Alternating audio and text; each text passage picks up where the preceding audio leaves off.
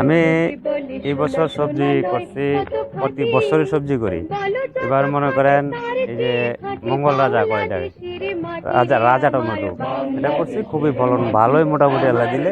বা অন্যদিকে বাঁধাকপি করছি, বাঁধাকপিও যথেষ্ট ভালো হয়েছে, বিক্রি করতেছি এখন শেষ পর্যায়ে।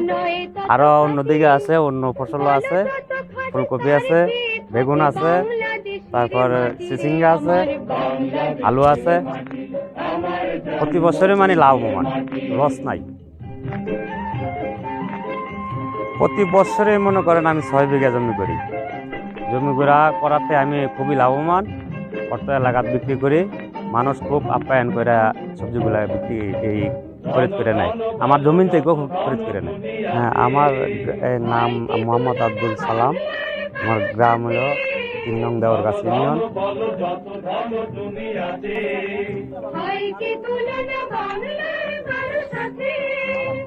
তোমার ধন মানিক রতন, কত জ্ঞানী গুণী কত মহাজন, তোমার ধন মানিক রতন, কত জ্ঞানী গুণী কত মহাজন। জেনেছে আলোর সূর্য এখানে আধারের উপর কাটিরে, আমার বাংলাদেশের মাটি, আমার জন্মভূমির মাটি।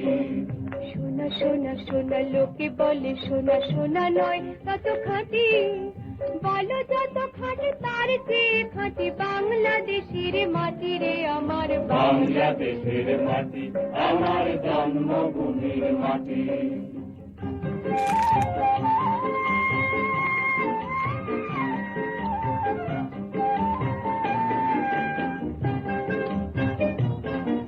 জেলার চুনারাঘাট উপজেলা অত্যন্ত সমৃদ্ধ একটা উপজেলা কৃষিক্ষেত্রে। তো এটা দেওরগাছি ইউনিয়ন, অন্যান্য ইউনিয়নের পাশাপাশি দেওরগাছি ইউনিয়নে প্রচুর পরিমাণে সবজি হয়, যেখানে আপনারা দেখতে পাচ্ছেন যে এখানে অনেকগুলি জাতের সবজি, পুরা মাঠ জুড়ে সবজি, কয়েকশো বিঘা জমি এখানে সবজি। আমরা নিয়মিত ধান সবজির পাশাপাশি আমরা এবছর সূর্যমুখী, ভুট্টা, সরিষাও ব্যাপক আবাদের পরিকল্পনা গ্রহণ করেছি।